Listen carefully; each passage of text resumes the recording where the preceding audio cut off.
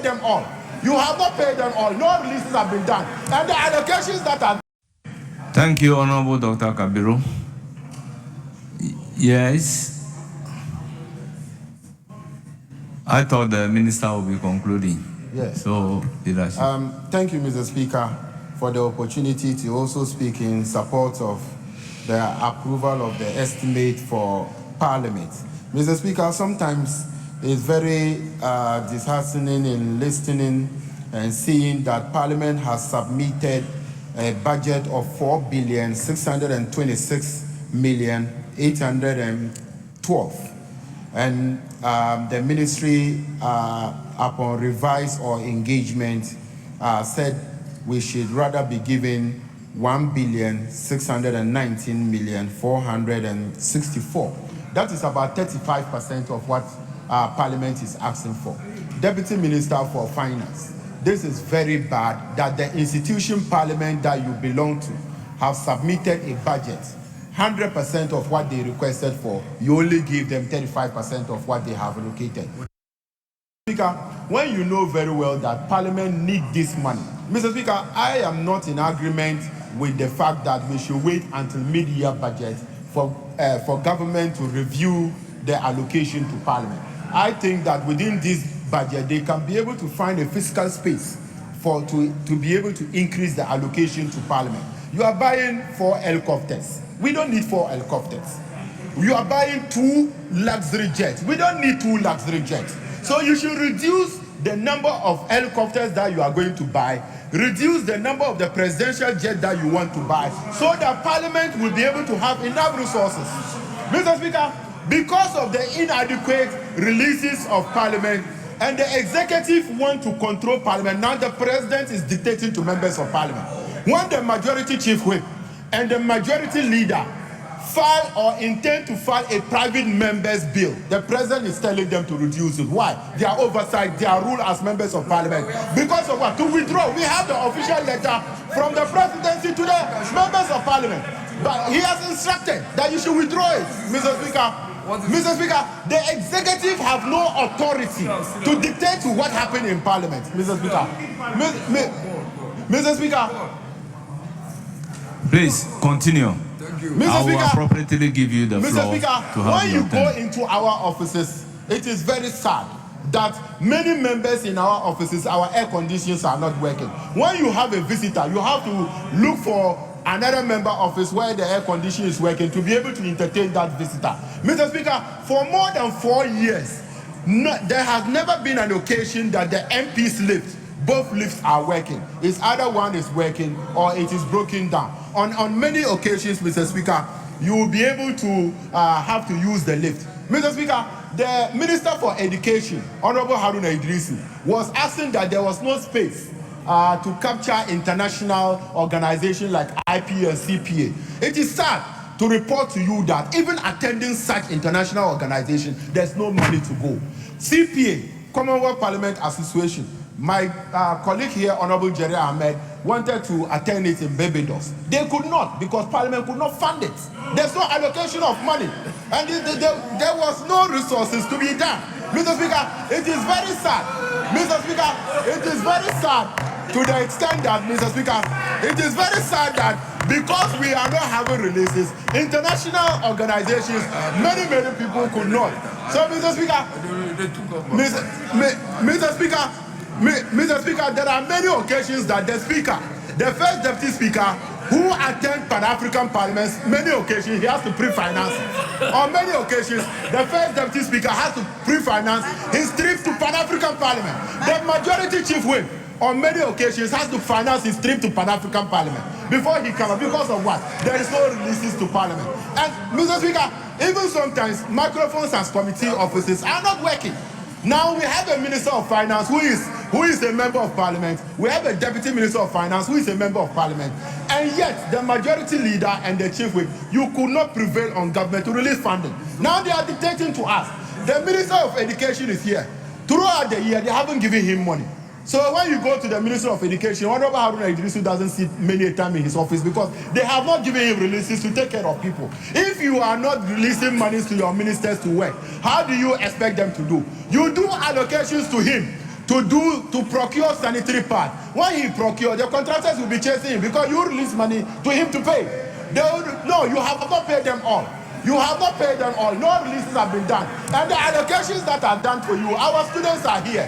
They are giving you the sanitary part and credits. The minister is here. He cannot pay for them. Mr. Speaker, the girls are here. Our student girls are here. They have collected the sanitary part. The education minister cannot pay them. Mr. Speaker, with these few words, I think that before appropriation, we need to look at parliament budget again. You cannot give us only 35% whilst you are buying luxury jets, whilst you are buying helicopters, whilst you are allocating resources to places that you are not going to release that. Mr. Speaker, I thank you for the opportunity. Yes, Honorable Deputy Minister for Finance.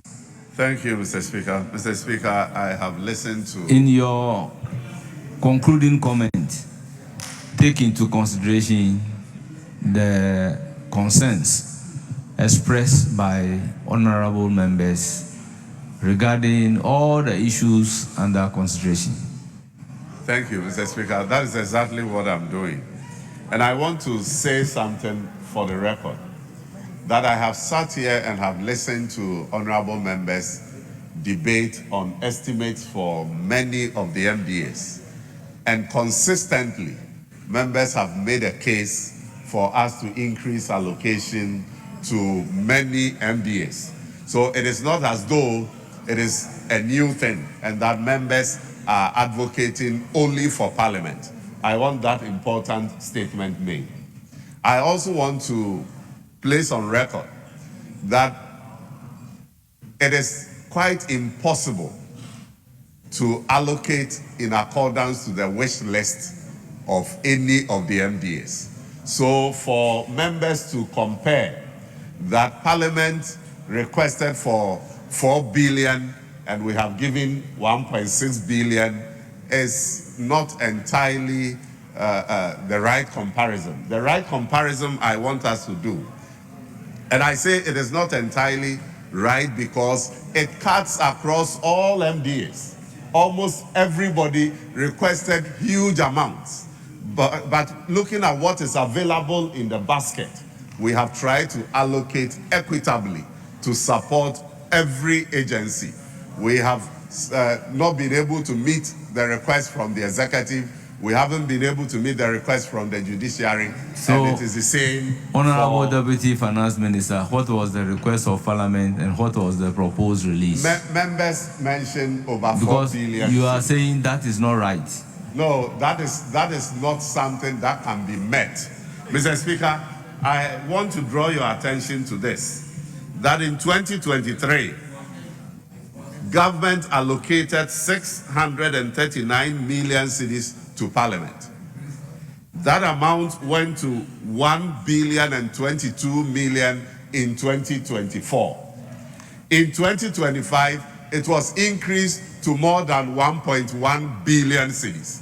And Mr. Speaker, this year, 2026, we have increased the allocation by over 45%, from 1.1 billion to 1.6 billion cedis.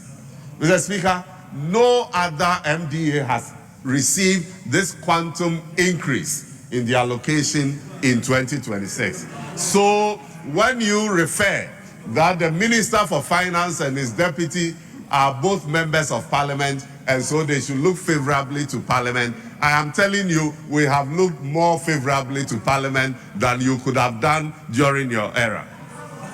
Mr. Speaker, also another important thing to note, look at the allocation in 2025, 1.1 billion. By September this year, we have actually released 816 million cedis to Parliament.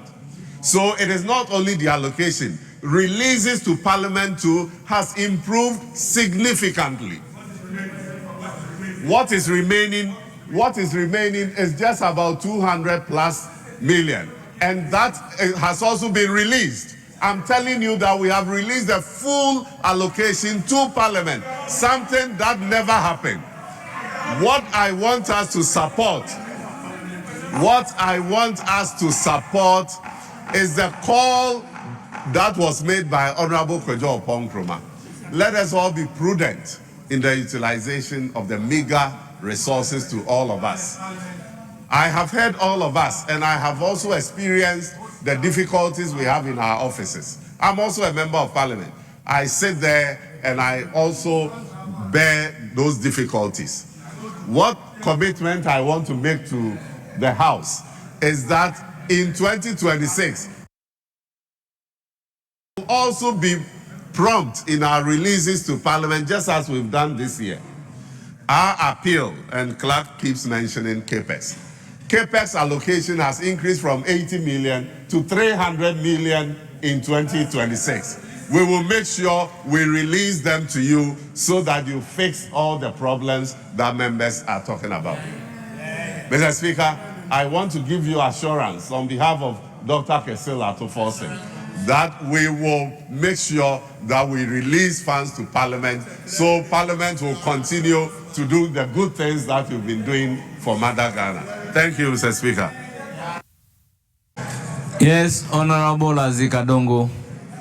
No, Mr. Speaker. I'm giving the floor to Honorable 亚cándal. No. Is your name Honorable 亚cándal? Oh. If your name is not Honorable 亚cándal, kindly resume your seat. If you are not called 亚cándal, please resume your seat. If you are not called 亚cándal, resume your seat. No, Honorable 亚cándal, please resume your seat. Honorable 亚cándal, resume your seat. Yes, Honorable 亚cándal, you have the floor. Thank you very much, Mr. Speaker. Mr. Speaker, it is true that Parliament needs a lot of allocation. But Mr. Speaker, we cannot solve the problem of Parliament's allocation in 1 year.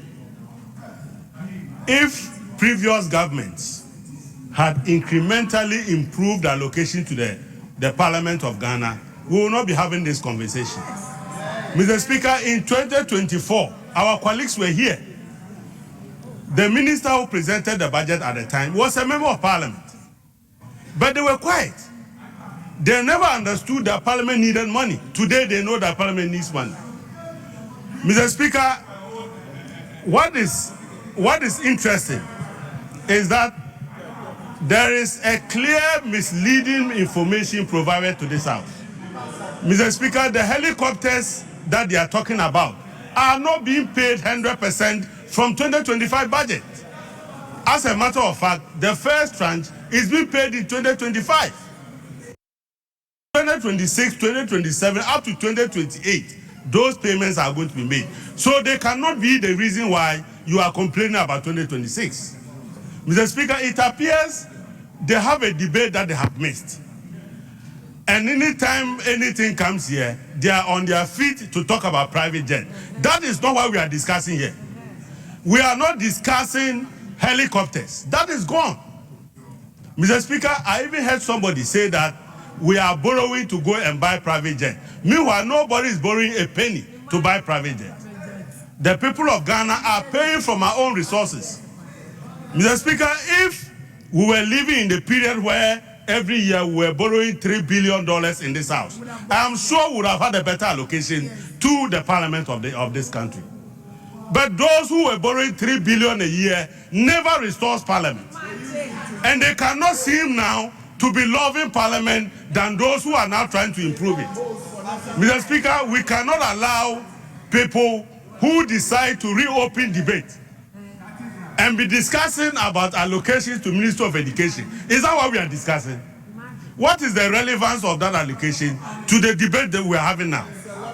Mr. Speaker, I would like to urge that even though we all agree that Parliament needs to be properly resourced, we cannot sit here and allow people to use this debate to fight their own battles. Mr. Speaker, Parliament of Ghana must be resourced over time. And we have already missed 8 years of inadequate resourcing of Parliament. That cannot be cured in 1 year. And we do believe that our own finance minister, who is a member of this House, was once a leader of this House. would ensure that in subsequent years, the improvement that we are seeing this year will reflect in subsequent years. And by the time we leave office, I am sure he will now be hailed as the one who took steps to properly resource the Parliament of Ghana. Mr. Speaker, I support the committee's report.